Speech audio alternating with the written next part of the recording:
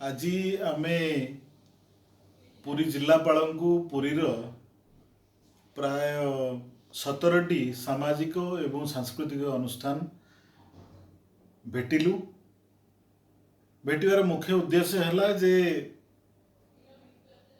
सांप्रतिक Covid कटकणा मध्य जो दर्शन व्यवस्था करा जायछि ता भितरे पुरीवासी जो माने कि श्रीमंदिर सहित अति ओतप्रोत भाव में जड़ित दैनंदिन नीतिकांति सहित जड़ित विवाह व्रत श्राद्ध क्रिया ठूर आरंभ की शुद्धि क्रिया पर्यंत जेकोसी मांगलिक कार्य महाप्रभु निमंत्रण कथा कि महाप्रसाद पाइबा कथा महाप्रसाद किणवा कथा कि ध्वजाटीए किणवा कथा ए समस्त विषय पर पुरीवासी सबुबले श्रीमंदिर उपर निर्भर करथांती।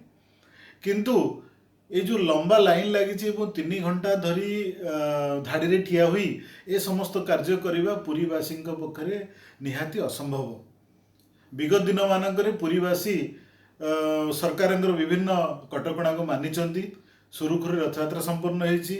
लॉकडाउन सटडाउन मध्य पुरीवासी विभिन्न प्रकार कटकणा को मानिचंती एवं आईन श्रृंखला को सम्मान देइचंती।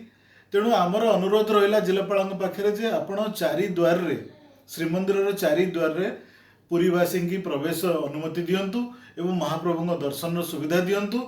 तद्वारा आमर जो माने श्रीमंदिर चारिपाखे अच्छा पुरी पौरांचल बासिंदा मैंने अच्छा से सुरुखुरु भल भाव महाप्रभु दर्शन करें और श्रीमंदिर उपर आमर जो निर्भरशीलता ता भल भाव पूर्ण हो पार।